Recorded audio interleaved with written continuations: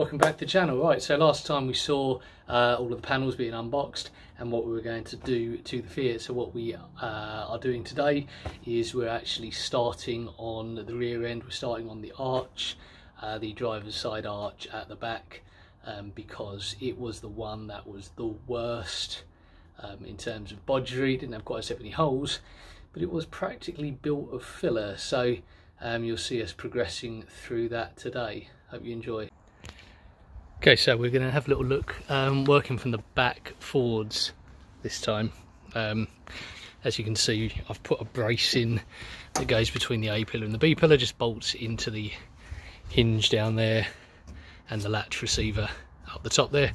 Keep this nice and braced and steady, because we will at some point have both the floor and the sill out, so we'll also weld a brace in between here and here, just to stop this whole thing from sagging in when we get to that point. First things first today is we're going to be looking at this arch, because this has clearly blown through. There's a hole down under there, and has been bodged with so much filler. So there's so much of it on here that you can barely see the shape of the arch. Now, I'm sure my Italian friends and viewers won't be offended by saying that this is, although it's not unique to Italian restorations, it does happen quite a lot. Last one of these we had in, which is my personal one actually, had so much filler over the arch. It was a completely different shape from the other side, and just looking at that, that doesn't even look like the right shape. It doesn't really make a metal noise. It's very much a dead sound, so there's clearly a lot of filler in there. It'll be interesting to see when we cut that off exactly how much there is. If any of you follow Harry's garage, you'll see he's got a Lancia Fulvia Zagato in at the moment, which basically had the entire swage line, or the equivalent swage line to this, filled over with filler. And sometimes they do it for no apparent reason, although this has clearly been done because the arch has blown from the inside, and rather than fix it up, why don't you just chuck a load of filler over it, rub it with what looks like 80 grit, and then just leave it scratched up, and then of course spray it in the wrong colour paint. Well, we'll get rid of all of that. So the first thing we're going to do is cut this arch off. The filler, the new replacement panel actually comes up almost to the swage line. Don't necessarily intend to use all of it. We'll probably only end up having to take it up to about there, but we'll certainly cut this back and investigate the state of the inner arch, what repairs we need to do to the inner arch, get it all weld through, zinc primed, clean it all up, and then we'll start doing some fitment for this outer panel, and then we'll get it all sort of cut in, fixed and welded in place.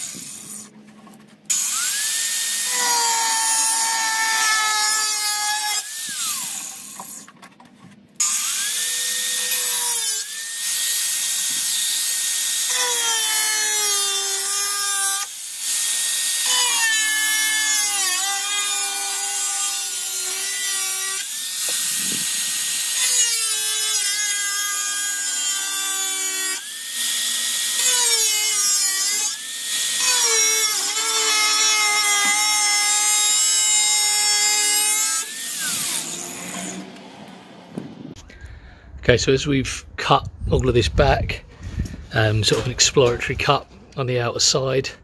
There's a bit more we can take out there to look at this inner arch. There's some of the inner lip that's actually there, some of it's right away.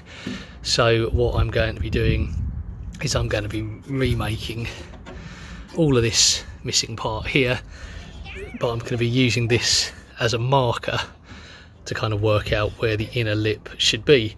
Should follow a constant radius all the way around to here.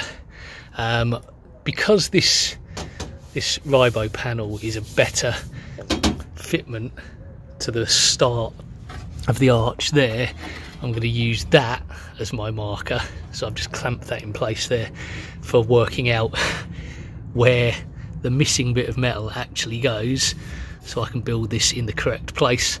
And then what we'll do is we'll chop this panel off here and just really kind of butt it up against there. So I'll cut it a little bit longer so that it will be able to butt up against there eventually, and then that should actually give us the correct shape. The rear end of this is fine, fits up nicely against there.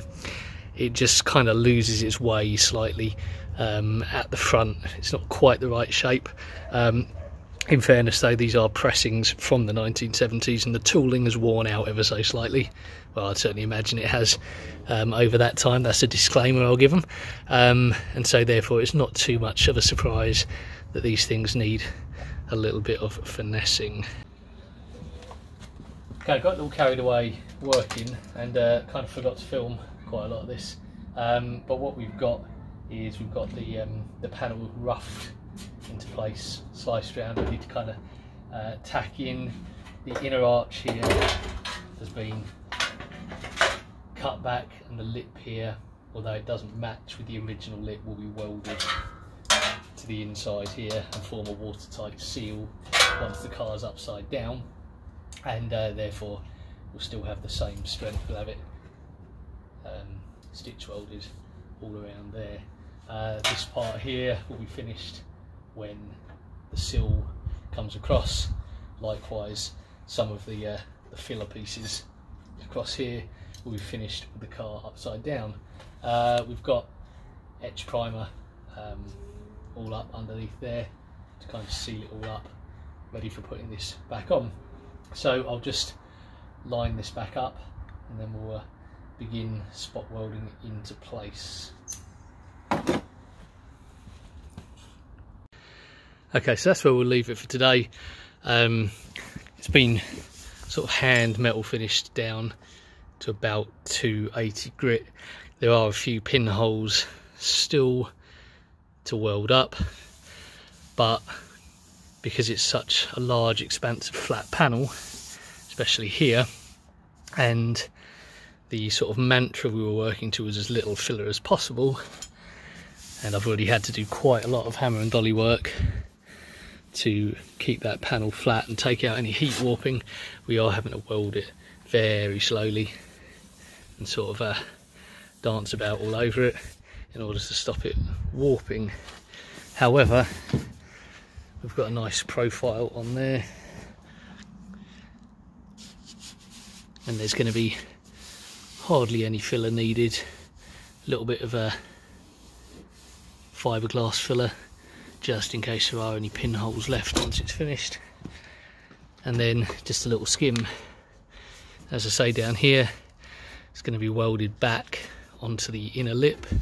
Going to stitch weld it all along there to get the strength, and then we'll seam seal it all up so that we don't get any leaks. There's a little bit of kind of work needing to be done at the back here because this panel doesn't quite match up, so I'm going to need to hammer and dolly and dress that piece in to match the flange there before I plug weld it into place. But other than that, quite happy with that for a day's work. Okay, well, thanks for watching. Hope you enjoyed that. As my usual plea is at the end of these videos, if you've enjoyed, please continue to follow, please like, please subscribe, and drop me any messages. Till the next time, I'll see you soon. Bye bye.